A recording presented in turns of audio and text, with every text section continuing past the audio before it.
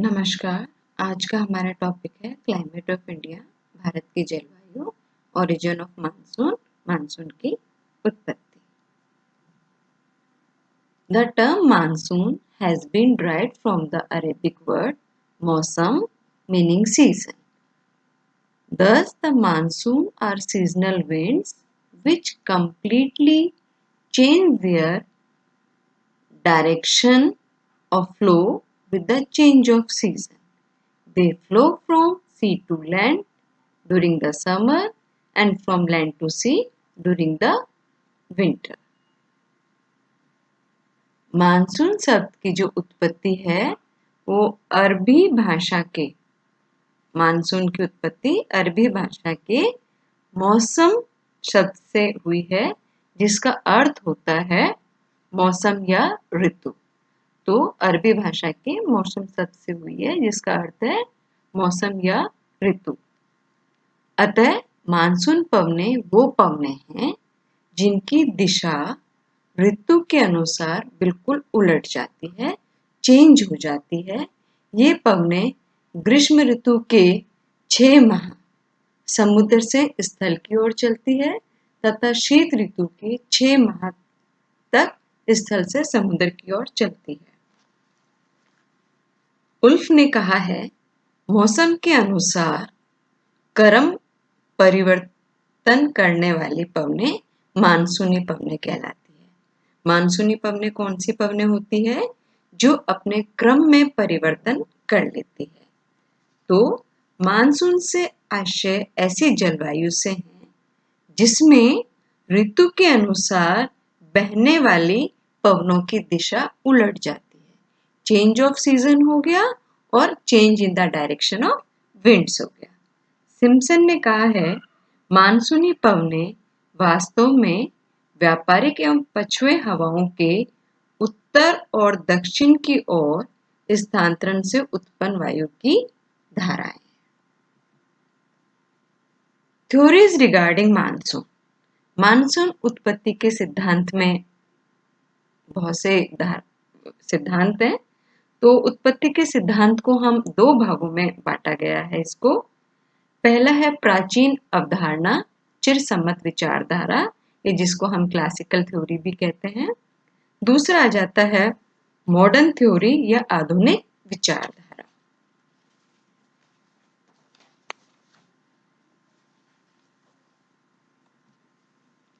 The classical theory या प्राचीन अवधारणा 1986 के अंदर एडमंड हैली ने बताया कि मानसून की जो उत्पत्ति है वो महाद्वीपीय महासागरों के तापीय अंतर टेम्परेचर डिफरेंस के कारण होती है। तो 1986 में एडमंड हैली ने बताया कि मानसून की उत्पत्ति महाद्वीप एवं महासागरों के तापीय अंतर के कारण होती है, इसलिए इसे तापीय सिद्धांत या थर्मल कॉन्सेप्ट भी कहते हैं। 2 भागों में हम इसको डिवाइड करते हैं। समर सीजन ग्रीष्मकालीन मानसून और दूसरा है विंटर सीजन शीतकालीन मानसून। इस डायग्राम के अनुसार हम देख सकते हैं, पहला हम लेते हैं ग्रीष्मकालीन मानसून, समर मानसून। ग्रीष्मकाल में सूर्य कर्क रेखा पर होता है, जिस कारण मध्य एशिया पर उच्च ताप होता है। मध्य एशिया पे तापमान उच्च होता है एवं निम्न वायुदाब पाया जाता है। जैसा हम सभी जानते हैं, टेम्परेचर और प्रेशर के बीच में इनवर्स रिलेशनशिप है, विलोम संबंध है। तो यहाँ पर मध्य एशिया पे उच्च तापमान है, गर्मी ज्यादा होती है, तापमान उच्च रहता है गर्मियों के अंदर। ग्रीष्मकाल पे तो क्या पाया जाएगा? निम्न वायुदाब, लो प्रेशर पाया जाता है। यहाँ पे लो प्रेशर है, लो प्रेशर पाया जा रहा है।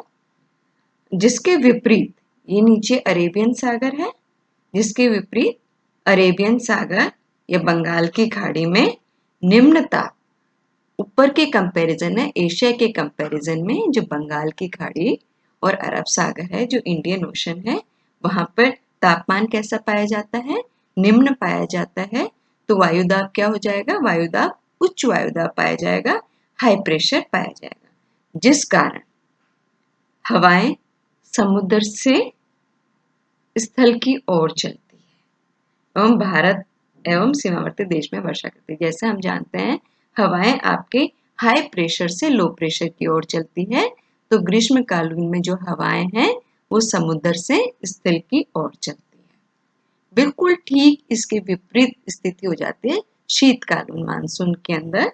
अब शीतकालीन मानसून के अंदर क्या हो जाता है? शीतकाल में सूर्य मकर रेखा पर होता है, जिस कारण उत्तर पश्चिम भारत में तापमान निम्न होता है एवं वायुदाब उच्च होता है। अब उच्च वायुदाब हो गया, कंडीशन बिल्कुल बदल गई। इसके विपरीत अरब सागर, ये अरब सागर और बंगाल की खाड़ी में और इंडियन ओशन में जो तापमान है निम्न हो जाता है। इसके विपरीत अरब सागर और बंगाल की खाड़ी में तापमान उच्च हो जाता है, तापमान उच्च हो जाता है और प्रेशर वायुदाब क्या हो जाएगा? निम्न हो जाएगा। लो प्रेशर यहाँ पे डेवलप हो जाएगा और ऊपर हाई प्रेशर है, जिस कारण हवाएं क्या होगी? हाई प्रेशर से लो प्रेशर में हवाएं चलेंगी। तो ये जो पवने हैं, ये पवने कहाँ से आ रही है? स्थल से समुद्र की ओर, स्थल से समुद्र की ओर आ रही है, जिस कारण हवाएं स्थल से समुद्र की ओर चलती है। तो हमने देखा कि इसके अंदर बिल्कुल इनकी दिशाएं बदल गई। यहाँ पर हम समुद्र से स्थल की ओर जा रहे थे और यहाँ हम स्थल से समुद्र की ओर आ रहे हैं। तो मानसून पवनों की दिशा उलट जाती है, बदल जाती है। हेली का सिद्धांत स्थल समीर एवं जल समीर का ही विस्तृत रूप है। दूसरा आ जाता हमारी आधुनिक विचारधारा। पिछले 4-5 दशकों में विदेशी वैज्ञानिक फ्लोएम, थॉमसन, फ्रॉस्ट, सी न्यूटन तथा भारतीय जलवायु वैज्ञानिक पी कोटेश्वरम, कृष्णन, रमन, रामनाथन, कृष्णमूर्ति आदि ने मानसून पवनों की उत्पत्ति का सही कारण ढूंढने में महत्वपूर्ण योगदान दिया है। इन विद्वानों को हम 2 वर्गों में बांट सकते हैं। पहला वायु राशि विचारधारा, एयर मास थ्योरी, और दूसरा जेट प्रवाह थ्योरी। हम पहले पे आ जाते हैं, एयर मास थ्योरी, वायु राशि विचारधारा। इनके अनुसार मानसून की उत्पत्ति का संबंध अंत उष्णकटिबंधीय इनके अनुसार मानसून की उत्पत्ति का संबंध अंत उष्णकटिबंधीय इंटरट्रॉपिकल कन्वर्जन जोन, यहाँ आपको दिख रहा अंत उष्णकटिबंधीय अभिसरण क्षेत्र, इंटरट्रॉपिकल कन्वर्जन जोन, जिसे हम बोलते हैं ITCZ से जोड़ा गया है। भूमध्य रेखीय निम्न वायुदाब क्षेत्र पर उत्तरी तथा दक्षिणी व्यापारिक पवनों के मिलन स्थल को, भूमध्य रेखा है 0 डिग्री है। भूमध्य रेखा निम्न वायुदाब क्षेत्र पर उत्तर की ओर से आ रही है तथा दक्षिणी व्यापारिक पवने, उत्तर से आ रही उत्तर पूर्वी व्यापारिक पवने, यहाँ पे आपको दिख रहा है, और दक्षिणी आ रही है दक्षिणी पूर्वी व्यापारिक पवनों के मिलन स्थल को।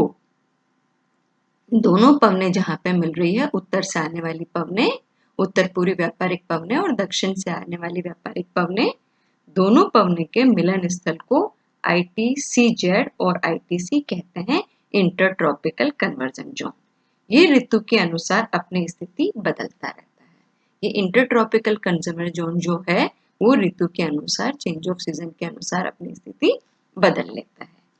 ग्रीष्म ऋतु में जब सूर्य कर्क रेखा पर लंबवत चमकता है तो ITC उत्तर की ओर खिसक जाती है। इस प्रकार दक्षिणी पूर्वी व्यापारिक पवने, जब ITC ऊपर की ओर खिसक गई तो इस प्रकार दक्षिणी पूर्वी व्यापारिक पवने, पहले पवने भूमध्य रेखा को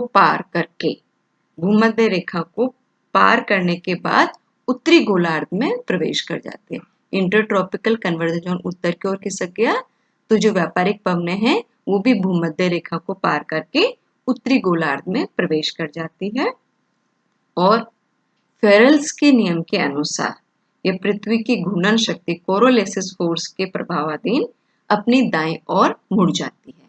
जैसा कि हम सभी जानते हैं कि उत्तरी गोलार्ध में पवनें अपनी दाईं ओर मुड़ जाती है और दक्षिणी गोलार्ध में पवनें अपनी बाईं ओर मुड़ जाती है। फेरेल्स का नियम है ये कोरोलेसिस फोर्स के कारण।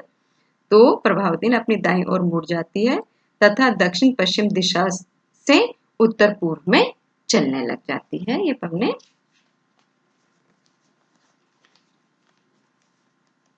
ग्रीष्म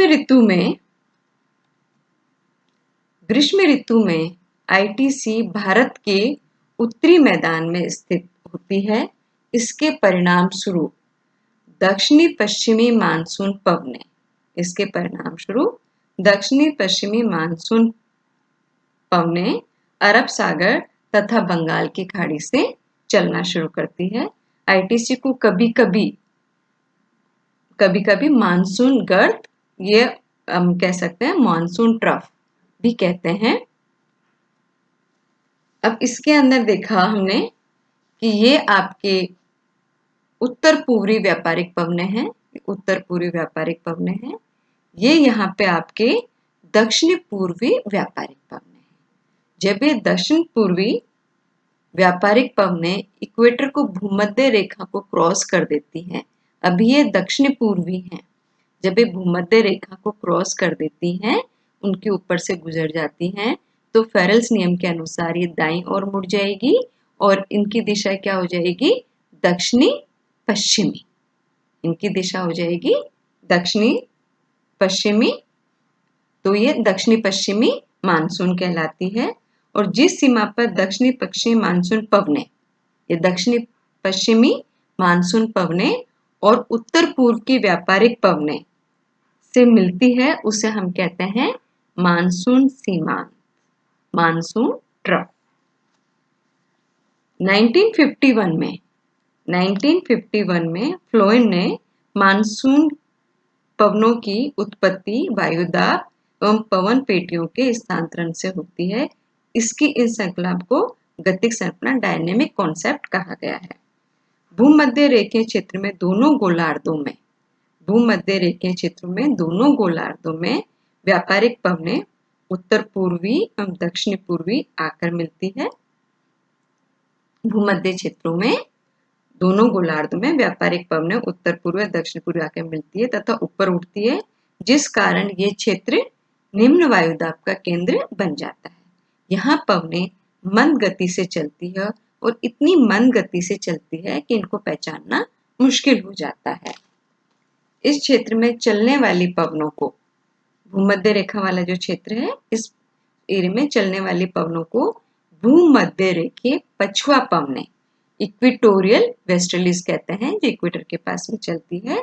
भूमध्य पछुआ पवनें इक्वेटोरियल वेस्टर्लीज कहते हैं, जो भूमध्य रेखा के दोनों ओर स्थित न्यून वायुदाब की पेटी में चलती है।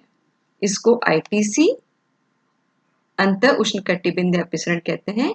जुलाई में यह आईटीसी उत्तर की ओर खिसक जाता है और उत्तरी नॉर्दर्न इंटरट्रॉपिकल कन्वर्जन जोन कहलाता है। यह अभिसरण उत्तर की ओर खिसककर महाद्वीप के भीतरी भाग तक पहुंच जाता है। अभिसरण के साथ साथ भूमध्य रेखाएं पश्चिमी पवनें भी उत्तर की ओर खिसक जाती है और सागरीय पवनों के रूप में चलने लगती है। भारत तथा अन्य निकटवर्ती देशों में यही दक्षिण पश्चिम मानसून का रूप धारण करती है। फ्लोएम महोदय के अनुसार भारत में प्रवाहित होने वाली दक्षिणी पश्चिमी मानसून पवनें भूमध्य रेखा पछुआ पवनें हैं, न कि दक्षिणी पूर्वी व्यापारिक पवनें, जैसा कि कुछ विद्वान मानते हैं। फ्लोएम महोदय कहते हैं कि जो भारत में दक्षिणी पश्चिमी मानसून पवनें हैं, वो भूमध्य रेखा पछुआ पवनें हैं, जो इक्वेटर के पास में चल रही है, न कि दक्षिणी पूर्वी व्यापारिक पवनें।